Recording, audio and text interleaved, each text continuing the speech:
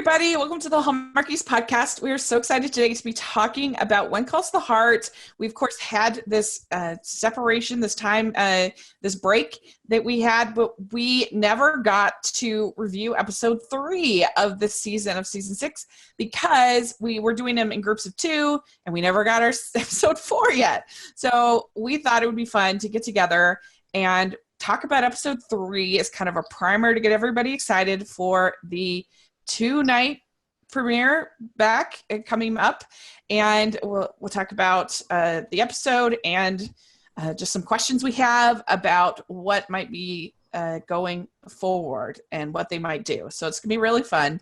And I am Rachel, and Ruth is here. Hi, nice to be back. Yes, thanks so much. And Amber's here. Hi, everybody. You guys were like, who's Amber? It's me. And guess what? Not only is my hair short, but I'm super grateful we had this break because it let me get through finals. Yay! Yay! And we have Kaycee is here. Hello. Yeah. So are you all going through major When Calls the Heart withdrawals? You're missing your When Calls the Heart, Kaycee? I feel a little lost, not gonna lie. Yeah. I was like, it's just getting good, and then everything happened, and then I feel very lost. I'm just like, yeah. I never got to see the bounty. I know. Poor Kevin McGarry. He's just waiting. Ruth, how have you felt about this delay that we've had? It was hard. It was hard at first, but on the flip side, I've been able to get caught up with so many interviews that not that I wanted When Calls the Heart to go away. It's not that, but I've been able to fill up my time by doing that, by trying to get these interviews, I won't lie. I have some interviews that were needing to be posted like several months ago, and I'm finally getting posted. So, yeah, good. Ruth and I have been busy and finding the silver lining. So, you're good. Very good. So we're so excited for it to come back, and so we're just going to dive into episode 3, season 6. This is called A Vote of Confidence. And it starts out with Bill going to testify. These bandits are in, and they were, I guess this was a case that Jack worked heavily on. Have we seen these bandits before, Ruth? On the show, or these? I thought they were all new, but I don't know. The diehard Hardys will know, so they'll probably tell me how wrong I am and how could I not know. But I'm sorry. You guys, if you want to get mad at someone for thinking these were new people, come at me on Twitter. Don't go after Ruth. She's an innocent bystander, and I support her claim that these were new bandits. Yes. Yes. So I Bill, believe they were new bandits. Okay.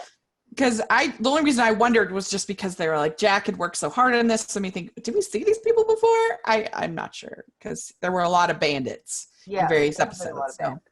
Anyway, so he's going up there, and then everybody is all aflutter about Lucas.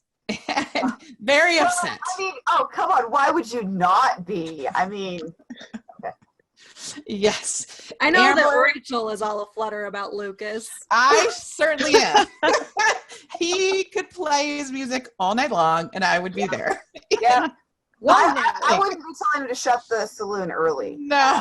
Would not be. Go as late as you want to be, and I'll try to stay there as long as I possibly can, even if I have to work the next morning. Yes. And I think it's Fiona, right? Is the telephone owner? Telephone operator? Fiona. Yeah. Fiona's she's smart. Yep. Single lady. Yeah. Showing off those ankles. Yeah. Pretty much. Yeah. Hanging out late. What is this? If she is not a love interest for Hickam, I will lose my mind. Well, because there's I need Hickam to fall in love with someone. Yeah. Okay. Now to that point, I did interview Ben. You know, the interview was posted. Actually, the interview was posted like right about the time when all of this happened, and I'll tweet it out again before the show comes back. When he was talking about the various characters in his relationship in the show, he said that Fiona was the first character that he noticed who had ankles. He didn't know of any other girls in the town who had ankles. And I did think that was an interesting thing. That Are you telling me that Hickam looked at her ankles? Scandalous.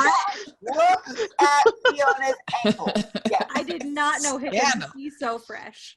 It's very exciting. I mean, I don't think the Hickam would be good with Fiona because he needs somebody that's sweet and nice. And I don't think I think Fiona is great, but she's more of the Rosemary type. Okay, but we know. Yeah, but he gets on well with the Rosemary type. He bows down and he does, hey, yes, Miss Rosemary, I'm gonna let those doves go. Yep, I'm gonna go find that fat little dove. People who are like high maintenance individuals, Hickam's like a high maintainer individual. Yes. I just don't want him to be a doormat for his girl. Oh, come on. Hickam will not be a doormat. Okay, that's good. Okay, good.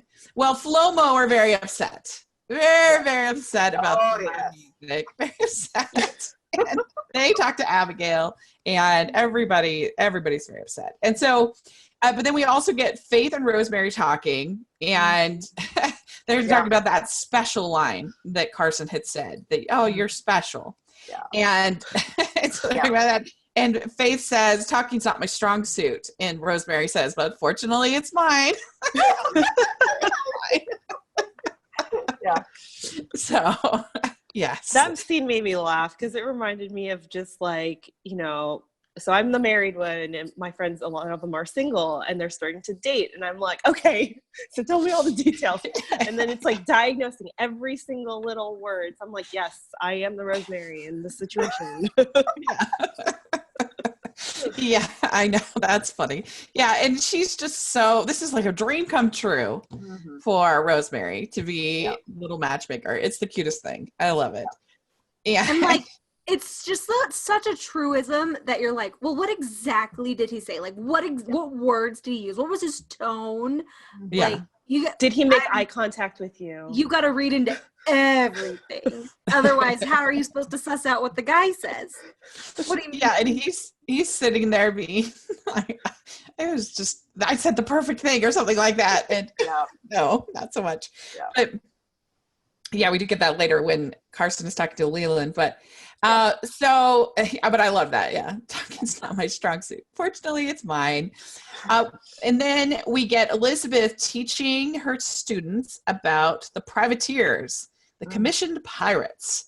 Mm-hmm. So sometimes I wonder about the whole family curriculum. It's the most random curriculum. I don't know where pirates. Well, I mean, there wasn't like a standardized curriculum. Yeah, that's what I was gonna say. So it's basically just like whatever Elizabeth feels like teaching them. She feels like teaching about privateers. Yeah. It's very exciting. Also, like privateers were legit bad guys. Yeah, just saying. Don't sugarcoat that nonsense. Well, she claims that privateers did bad deeds, but they had permission to do so. Is what she claims in the lesson.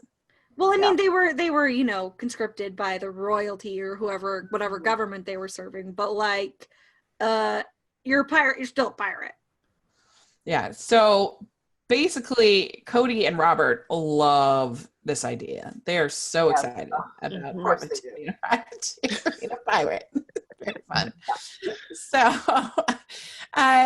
yes. And then Abigail talks to Lucas about closing the bar at 10 o'clock and keeping the noise down. So basically, this is like a saloon in Provo. It's very like there's no late night going on in Whole Valley. What do you think about this, Amber? You don't want me to talk about it because yes, I feel like it is the worst. And I felt like, okay, we're going to get into some tricky territory right now because you all know that I have always disliked Abigail. Yeah. Yeah. You know I have. Yeah. This is not me. And as I was watching this show, I was like, she is overstepping her bounds. Like, he is a new businessman, like, just trying to make a living. And then they had the like town council meeting where I was like, she is just like abusing her authority to force the opinions of the minority onto this town, because you know that more people in that town were at the saloon than were complaining about it. Yes, true. So I was like up in arms, like, it's a corrupt system. She's the worst. And like, she's doing it all with a veneer of happiness and like goodness and benevolence. But really, she's being super shady. And you can like, I could go back and look at my IMs with Rachel. And I was saying this after I watched the show. And so now saying these kinds of things makes me feel bad and like a bad person for saying it. But this is about Abigail and how I've always felt about her. Right. But the one thing I can say with her, though, is that I value my sleep more than almost anything else, because it's so hard for me to get to sleep. And so if my neighbor, I don't think 10 o'clock's a little steep, I feel. But I think I would give them till midnight. I don't know. But and then here's again, the thing, Rachel. This is going to be a growing community, a growing town. They're going to become a railway thing. If you're a person who's like, sorry, I got to go to bed at 9, you've got to move off of Main Street. Yeah. Well, that's what I was thinking too, because most of the houses, like where Rosemary and Elizabeth and all of them live, are like pretty far distant. Like they're not going to be here. Like I understand why Abigail can hear, but I don't think the rest of them could hear. So, but yeah. I just want to know why Hickam was gambling like at the saloon. Because there's nothing else to do in Hope Valley. He looks totally miserable. It's like because he's losing, and it's like, Hickam, don't do that. Then don't gamble away your money. It was kind of odd seeing him in there. I was like, that's kind of out of character for you, but whatever. You can be cool with the big boys. I kind of wondered if maybe he just felt like that was what all the people were doing, so he had to do it too, kind of like a peer pressure thing. I think so. There's some peer pressure. Kaycee, you're a mother of little ones. How would you feel about this rowdy bar in your town? Would you riot? Yeah, so I also value my sleep. I also value my children's sleep. Not that they really sleep all that great. But I'm totally an old person. Like, turn the music down, guys, you know.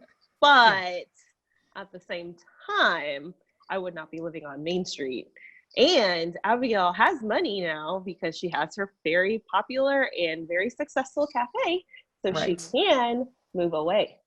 Right. Which it's true. It's very true. So anyway. And you don't need to pass legislation to solve your own personal grievances. Yes, that's true.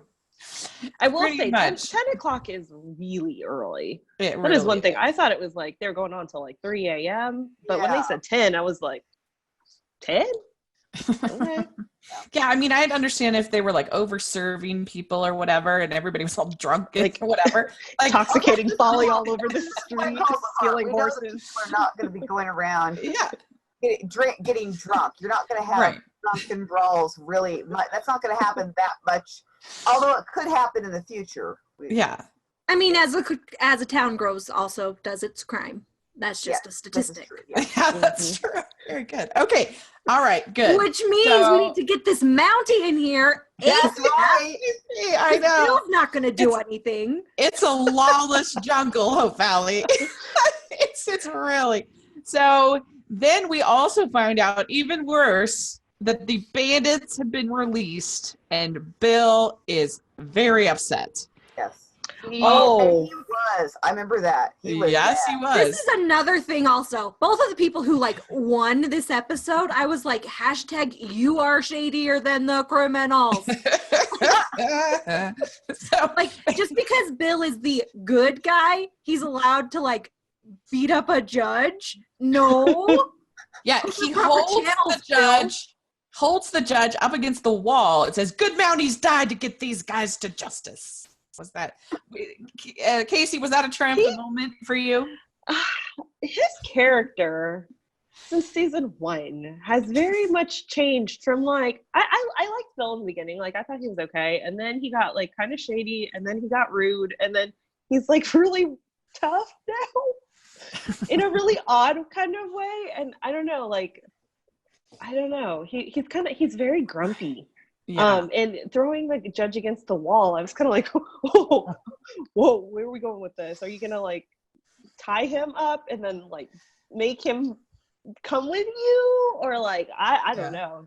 That was just super weird. The whole Bill storyline in this episode. No, Bill's not really my favorite character, and his storylines I'm kind of like, all right, whatever. We got to have like, you know, the Mountie Jack storyline with the save the town, rescue the people kind of thing. So I get that because it's the time period and all that jazz. But I wasn't all that excited, and I kind of was like, okay, it's Bill. I'm gonna go get some cookies Bill, now. I wouldn't need to take a big long nap after all he goes through in this episode. Like, boy, he is quite the woo.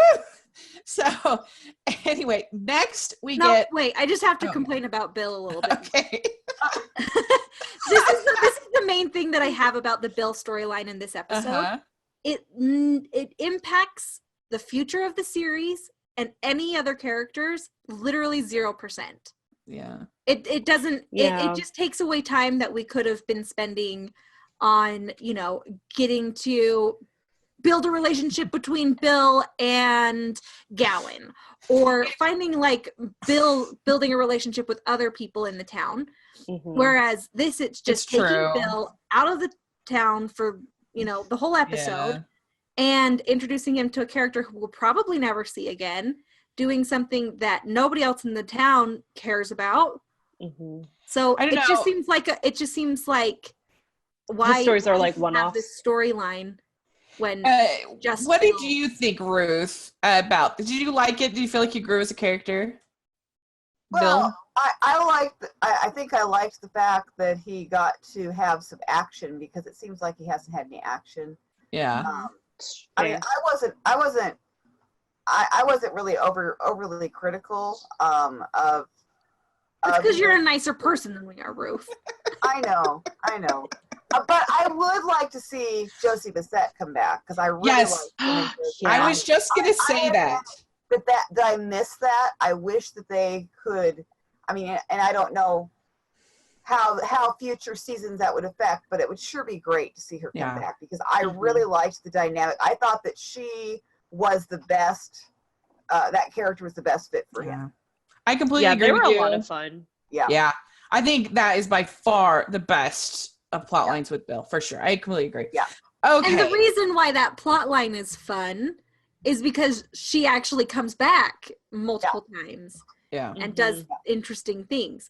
That's but true. The plot line would be even better if it wasn't so insulated. Right. If other people interacted with them that's always been a When Calls the Heart thing, that whether it was Jack or Bill, there's these little sort of skirmishes that they're looking into, and you know, it's kind of like on an episode of Grey's Anatomy, they have like a case that they look into. You never see those people again, but it's just kind of whatever. I mean, it's the quote unquote freak of the week, but it in Grey's Anatomy or detective shows, all of the characters are working towards that or interacting with it, or at least more than, one. Yeah, that's fair. That's fair. Yeah. So I just feel like it needs to incorporate more characters or impact more characters than just the one, and just for that episode. Yeah, I can see that. Okay, so then we have Leland and Carson talking about the special line again, and it's really fun to get to hear their side, the male side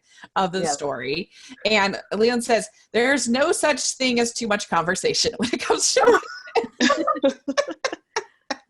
I don't know. Ruth, do you think this is good advice that they gave to Carson? Well, I personally think so, because I think that a relationship, my complaint, and this isn't for When Calls the Heart, my complaint, just in general, when it comes to any romances, especially that you see in TV and movies, is that they don't ever have enough conversation. They're all Mhm. about, let's just get physical and let's just solve that. And I know, thankfully, When Calls the Heart doesn't go down that road. I realize that because they're not going to. But I think that conversation is the key thing in any relationship. So I think it's good. Although, but then in one sense, it's kind of funny that Lee's saying that because we know how much Rosemary likes to talk. Yeah. Right. And I Exactly. will add a caveat, like a little thing, as I think there's no such thing as too much communication, because Well, you can have conversations like all day I and would still agree not with you. communicate. That's a better way to say it. But it's just so funny when Rosemary says, "Good thing I'm good at talking," and says, "There's no such thing as too much conversation." Which is just a very clever technique that the writers used to show just how compatible and well matched Rosemary and Lee are. Exactly. Mm-hmm. Yes. And so then we have Cody and Robert being not very nice about playing pirates with Timmy, and he brings his spyglass. Yeah. Which was probably a bad choice. Right.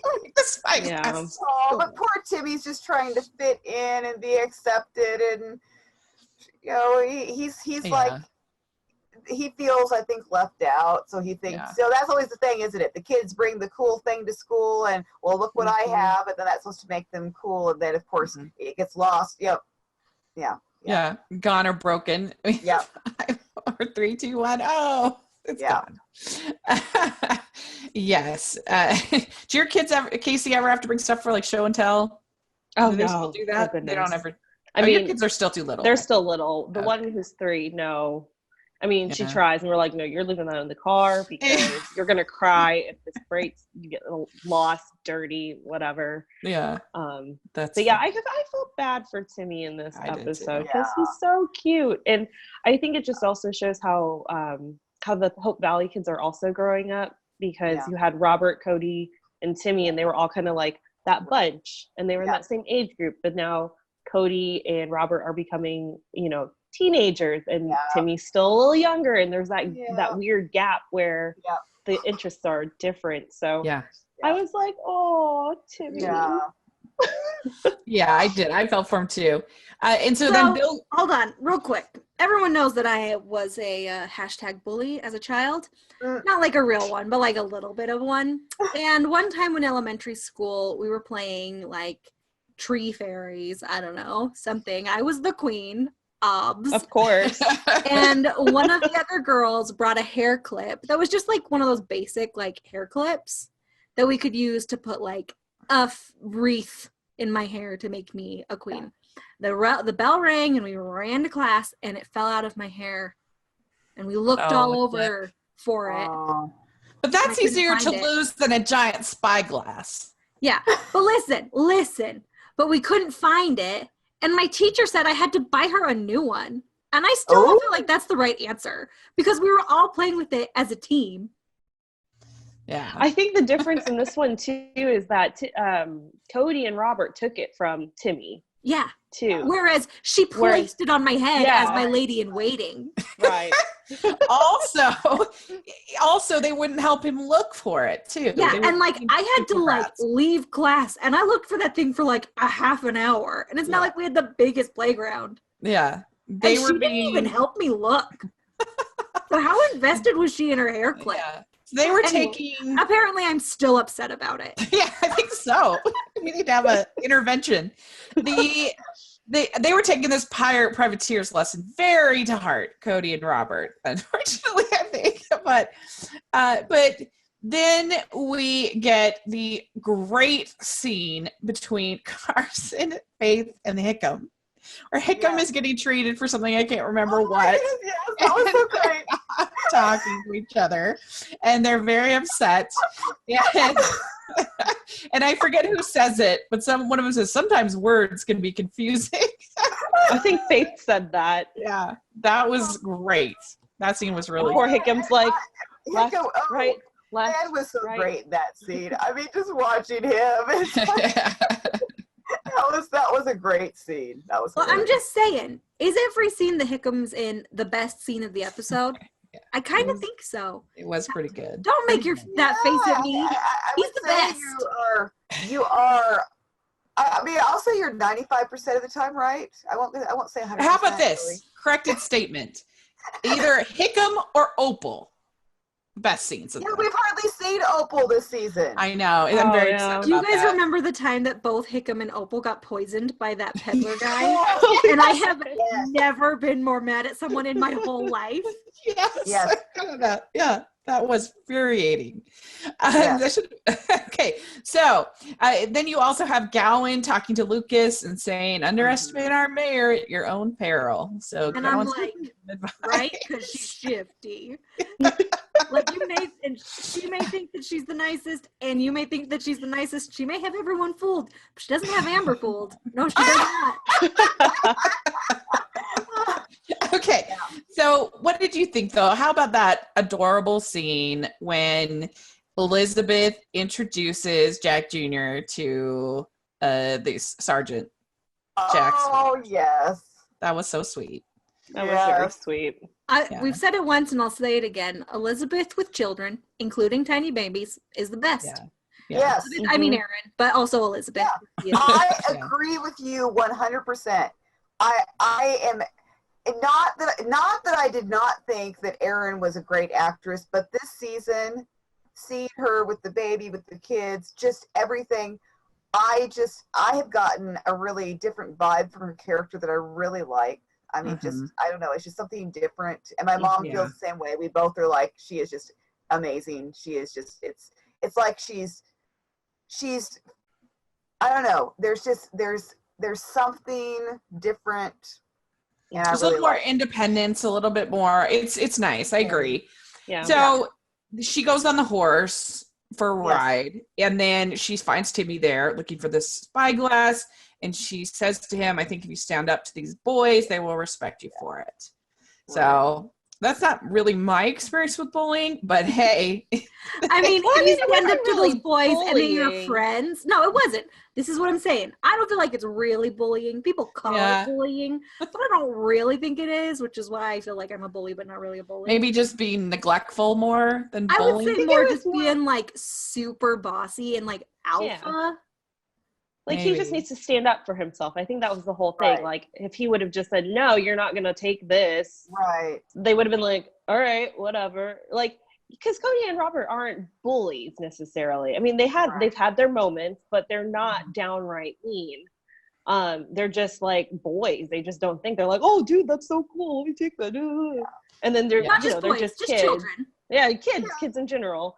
So I mean, I think for Elizabeth, she was just telling Timmy like, hey, like, you got to stand up for yourself. Like we've crossed these roadblocks together where, you're shy and you're doing, like he was so shy to play the piano and all these other things. And I think it's just a growing opportunity for Timmy to just like, you want to have good friends. So you gotta, you gotta push yourself. Gotta stand up for yourself, kid.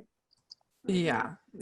That makes sense. So and then we have Bill goes and finds his friend Jeremiah, who shoots at him much before. And then they go to find these bandits, and they end up taking this very strange shortcut through this mine, I guess. And I was like, who do you think you are, the Lord of the Rings fellowship? Going through the mines of Moria? I agree. That's what I was thinking of, too. And I'm like, don't they need their horses and all their supplies and stuff that they have to leave to go through this mine? But whatever. I thought Indiana Jones there. I was kind of like, with the torch and stuff. Yeah. It was pretty intense. But when they were like, oh, which way do we go? I was like, obviously you sit there and follow your nose like Gandalf. Elizabeth then has the Coulters over for dinner. And I guess Elizabeth is still a bad cook. That seems to fluctuate in and out, her bad cookery. I think she's accomplished skill in some dishes. Yeah, that's what I was gonna say. Yeah. So like really, after enough practice, you're not gonna always burn eggs. You're just not. They didn't seem too impressed with what she had to offer right there I for mean, dinner. Rosemary did think it was chicken and it was pork or vice versa. Yeah. So, I mean, Yeah. there's that. I forgot about that. That's right. And we also see a little scene, which might be a tease of what's coming up, with Leland looking at Jack Jr. and Rosie looking sad. Yes. So, do you feel pretty safe, Ruth, that we're getting some kind of a infertility kind of plot line coming up with them or something? I do. I have information I can't share. So yes, Ooh. I do. Okay, good. Well, then that feels Ooh. like a confirmation. You can cut that out. Rachel, cut that out. We don't want to I cannot spoil. say anything more that I have information I can't share. Okay. So just Well, one. Amber, do you feel like do you feel like this is going sort of an infertility plot direction for them? You know, yes. But I would really Yeah. like it if they just inherit a baby Yeah. from somewhere. I don't care who. Well, Abigail could be leaving. Cody may need parenting. I was kind of thinking that would be actually a good thing. I could see them taking Cody in personally. Mhm. But I also do want to have Rosemary be in charge of a baby. Because Yeah. Because like I'm gonna be honest, Rosemary, she'll nail it, and it'll be so amazing. yeah, Yeah. because it's Mhm. Cody. She'd be like, "Don't worry, I'm just like I'm doing all the diapers and all the things," and being like Well, super Rosemary about it. But isn't Cody the one who shadowed Leland on the shadowing day, yes. Yes. the work day? Yes. And they got along so well. So perfect. Yeah. Yep. The reason I also think that we're looking at infertility, if you just look at it, how long they've been married, and in those times, you would have already had children. I mean, it would have already happened. Okay, also, in those times, you wouldn't wait 17 years before you get married. Well, this is true. It's fair. Mm-hmm. That's All very true. right. Okay, Yep. so Well, if they are going that way, I am glad they are addressing it because that's something that's not talked about, like right. In culture in general. I'm with you. And they do that kind of thing in When Calls the Heart very well in bringing in like these universal topics and stuff. But yeah, that was always kind of my feeling. Like I would love to see Rosemary with a baby. I'd also love to see her like pregnant and Lee being like, very overwhelmed because, Pascal Hutton and Kevin Smith are just amazing together. Okay, and I think they would do so much. I really want to see a pregnant Rosemary bossing around Hickam. Yeah, and I was just thinking she would be really bossy to the Yost, I think you're right, the store. Mm-hmm. Yeah, you'd want like pickles or like something weird. Yeah, but you know how these infertility lines usually go is they're infertile, they adopt a child, and then she gets pregnant. That's that's what happens in like life all the time. Yep. Exactly. So it's like, since we know a season 7 is coming, whatever happens, if the infertility storyline happens that we kind of are expecting, hoping for, then maybe next season they would look into, who knows? They might look into her getting pregnant because that happens. Yeah. So yes, I can see that definitely happening. So next we have Carson and Faith talking, and Carson says, "Why are we pretending what we said meant nothing?" And he says, "Nobody means more to me than you do." And Faith says, "I don't know if I can take that risk." And one thing I wondered, Kaycee, do you think that they could have stretched out this will they, won't they a little bit more with Carson and Faith? I was really surprised that those two characters got into a relationship very quickly because usually they stretch these things out. But I know with like the Jack and Elizabeth storyline, people were really just like, oh, so long and get stuff. Married. And I remember at the end of last season with season 5, because I checked my Twitter analytics and like the top thing on my Twitter at the end of the season was Faith and Carson, like all these things. Hashtag team infirmary, if I can speak, and like Faith and Carson, will they, they need to get together and all this stuff. So I think that the writers really took that because they knew, we were coming off of a very emotional season 5. So why not give Yeah. you know, the viewers what they want, which is Faith and Carson. At least that's what it seemed then. Right. Interesting. So yeah. I think it will be interesting to see how they play this out, just because they did put them in a relationship very quickly. So I don't know. Maybe they'll do the whole, you know, together, not together, maybe date other people, and then realize they're forever or something. I don't know. Yeah. But And so then we see Lucas getting a trunk in the mail, and you know, so there's like, what's going on with him? Kind of shady. And then we see Jeremiah and Bill some more. They find the bandits, and they have their little scuffle or whatever with the bandits. But then we see there's like a Timmy finally stands up to the boys, so that was pretty cute. And then Lucas announces half-price beers after 10 p.m. So he's really. And I was like, "Well done, sir." Yeah. To you. Yeah. Amber, how have you felt about Chris McNally so far? You know, so people may or may not know that I'm not like the biggest McNally head or whatever the kids call it these days. But I think I am enjoying him the most I have ever enjoyed him in this show. Yeah, I thought I remember you saying that. That's why I asked you. So that's why you asked. No, I am actually, like, especially since I expected to like really not enjoy him, I am actually quite enjoying his storylines. And it may just be because I feel like he's morally right to open up a building and make money by owning it. But, you know, that must be just the capitalist in me. But I mean, most towns have noise restrictions and different kinds of curfews and hours and different things like that. It's not unheard of to have a noise. It's less the law and how the law was brought about. Sure. Okay, good. All right. Well, yes. And I just think he plays that whole, like, I don't know, that slick, cool guy so well. He's the best. So we get this town council meeting, and Abigail asks Lucas to compromise to 2 nights a week. And so that seems to, and then Abigail says, I wanted to give you the opportunity to do the right thing. And Lucas says, I was told Hope Valley is different. So we'll see what happens. And we also find out that Carson and Faith are making house calls, and they're going around.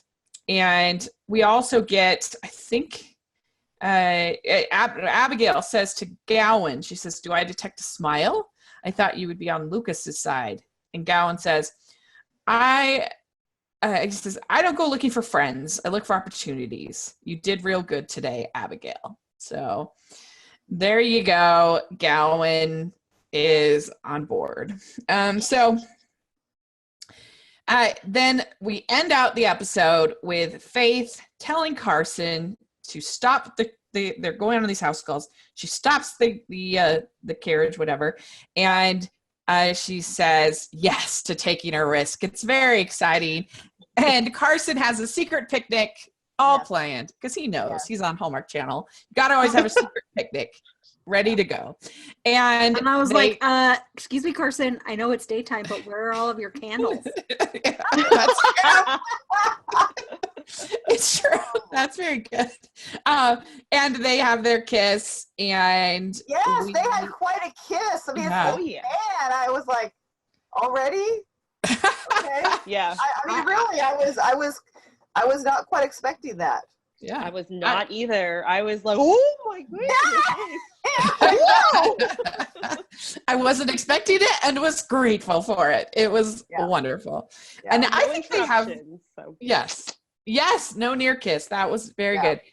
And I think they have pretty good chemistry. I'm on board. And so that was fun. Their cute little picnic. And so we'll see. I would agree with you because I was never one who wanted them to be together. I mean, I never as characters, but because those two actors do such a good job I mean, Paul and Andrea, it's like they do such a good job. They made me get on board. I mean, watching what's happened with this romance between them, it's like now I am on board. It's like, okay, yeah, I can see this. This could work. It's cute. It's really good. So lastly, we have Cody and Robert apologizing and the whole class looking for the spyglass. So there we go. That's the end of the episode. Yeah, but I'm just saying, in real life, it would just be one kid looking out in the grass for 1,000 years. This is Hope Valley. This is Hope Valley. Remember. That's how you know it's fiction. Okay, yeah. Because you know what? I'm sorry, Hallmark fans do not want to see Timmy out there looking by himself. I mean, really. Now, if Opal came out and helped him, then it might be okay. Yes. Maybe Timmy and Opal need to start out there looking together. Yeah, I could see that. That sounds good. Well, since we don't have a ton, we've kind of gone over it, why don't we just each give one thing that we're really hopeful for or we're really curious about, one or two things for the upcoming season, what we're with all the changes they've had to make, things that are happening. We don't know. None of us know. So I think that would be a way to kind of go about it. So Amber, what's something that you're hopeful or looking forward to or question you have or something in those lines coming up? I am beyond excited and curious and anxious to see how they handle what I would like to call the Laughlin situation. Yeah. As everyone knows, because if you're listening to a podcast, you obviously have the internet. There was the Lori Laughlin Varsity Blues scandal, and Hallmark decided to part ways with Lori Laughlin, which is honestly very sad on many levels. And I don't think we need to go super into what that is. So we'll just leave it at that. But with this, they have decided that they're editing out Lori Laughlin. That's what they said. We're editing her out. And what does that mean? Yeah. And I am very excited and anxious and nervous. And as someone who loves reality TV, just because of the way it's edited, I am thrilled to see what's going to happen. Yeah. And I can't figure out and I know they had to do some reshoots. So how are they going to, are they going to, write into the storyline that she's out for a while? Are they going to recast her and reshoot her with a different actress? Are they going to, just cut those scenes out and try to patch it together as best they can? Who knows? Yeah. And that, my friend, is crazy. The second thing that's super interesting about this is the Cody of it all. Because as we know, Cody is directly tied to Abigail. So what are they going to do with him?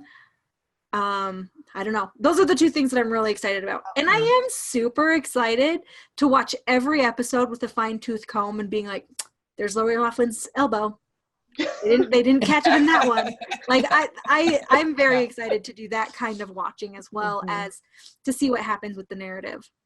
I agree with everything you said. I'm very, very curious because she's a major character. How do you just edit her out? What? It's gonna be fascinating to see. But yeah, I'm definitely curious and excited to see what happens with Rosemary and Lee and to see where their plotline goes. I assume that they are going to kind of become more the leads and that they, especially in season 7, that it's going to be with Elizabeth as far as their characters in leading the show, which I'm all about. That's fine with me. Kaycee, what about you? Oh, sorry. And you mentioned that it was picked up for a 7th season. Right. Which is very interesting to me that they have so much confidence in this 6th season and how it's going to go with the reshoots and the edits. Yeah. That they've already ordered it for a 7th. True. That's very true. I can't imagine it ever happening in the history of television. Yeah. It feels unprecedented. Yeah. Agreed. And they announced it really early, and when they did that last year, it was because Jack was going to die. So what's gonna happen at this finale? Yeah. Yeah, I mean, at least like with Jack, of course, they knew that well in advance and could plan and be ready for it. This is just very interesting. Kaycee, do you have anything else that you're kind of questioning or wondering about or excited about? I am excited about Rosemary and Lee. Yeah, they're my favorite ever. Favorite. So I'm very excited to see, and I bet you that the finale probably has to do with them, which is why they're picking up with season 7, because they are very much a beloved couple. Like everywhere I go on social media with When Calls the Heart, it's like Rosemary and Lee and a baby. So I mean, I'm very excited to see that. Yeah. It'll be really interesting to see where they go with Gowan, because they've been building up so much the Henry Gale. And you know, you guys called me crazy, and now that there's no hope for Henry Gale, you're all like back on board. I just can't believe you, Rachel. Question that I'm pretty sure it's not going to happen anymore, but I was kind of curious about the Rob Estes, is that his name? Yeah. His storyline. Yeah. I was kind of looking forward to that because Abigail has always had another, beau or whatever. And then this was a mysterious one from the past. And, I liked him in Signed, Sealed and, other things I've seen him in. So I'm guessing they're going to nix that completely out, which really is sad for the actor, but that's just the other thing I was curious about. Yeah, that's true. That's very, very true. What about you, Ruth? What are your thoughts? Well, in addition, I mean, you guys have covered any of the questions that I kind of have going on in my mind. I know that there are 2 kids who are supposed to be coming on, at least 2 kids that I know of. I won't say who, because I'm not really at liberty to say who. But especially if they accidentally get edited out. I know, that's the thing. Yeah. I'm kind of fairly confident that these 2 that I know of won't get edited out because of the nature of their storyline. So I'm hoping that is the case. But I'm interested to see them join the cast because they're fantastic child actors that I've gotten to interview, and it's so exciting to see them hopefully joining the cast. So we'll see how that all works out. And then I'm very excited to see towards the end of the season when you have this whole thing between our Mountie and saloon owner. There's supposed to be like some contest or something that happens towards the end. It's like a handsome off. I know who I would pick. There's some contest that they're going that I don't know has to do with maybe I don't know if it was had to do with wood or something like that. They were talking about there being these contests that they're in competition with each other, these physical contests. Ooh. And I think some people might have forgotten about that, but they did say that, and I'm sure they haven't edited that out because we're talking that's Chris McNally and Kevin McGarry, so that's and I'm looking forward to seeing them kind of butting heads because I have a feeling that there's going to be something there. There's certainly going to be animosity. They're not going to. Because after all, we kind of know that they both are going to take an interest in Elizabeth. We presume. Has that been confirmed? We don't know it for sure, but we assume. Yeah.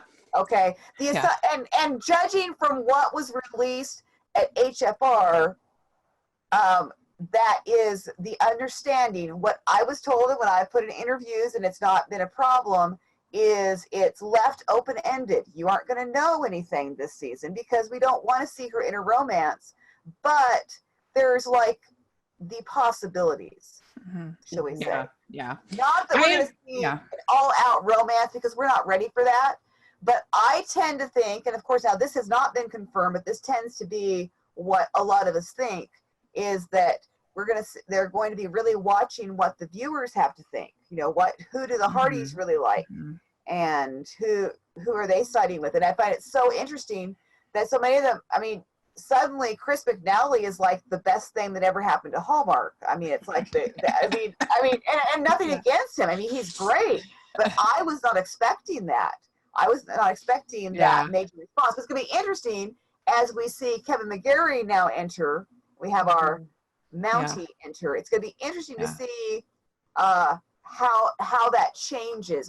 Is everybody going to still stick over here with the saloon, or are they going to start shifting over to the Mountie, or they're going to be somewhere in between? I think that's going to be an interesting dynamic. Yeah, that will. And I am looking forward to seeing more of Faith and Carson, and also seeing, I would be really surprised if you don't see Clara and Jesse get engaged by the end. Oh, so hopefully we that forgot all about Clara.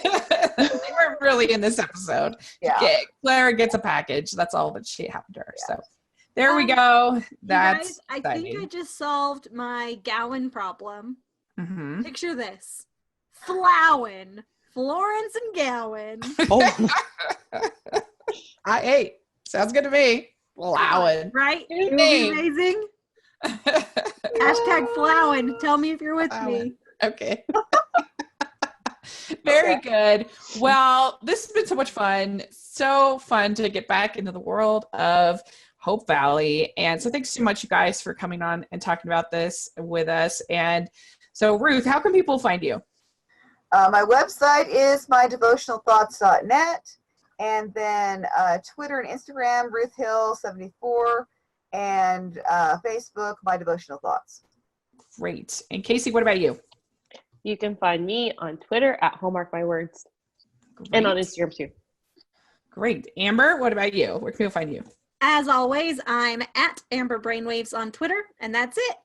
Great. And you can find me at Rachel's Reviews all over social media and on iTunes and YouTube. So check that out. And make sure you're following the podcast all over social media and on iTunes and YouTube. And if you're listening on iTunes, please give us your ratings and reviews. And if you're watching on YouTube, just give us your thumbs up, subscribe to the channel. We really appreciate it. And we'll be excited to cover our 2-night premiere. That'll be so much fun. And thanks again, girls. I really appreciate it. And we'll talk soon. Bye. Bye, everybody.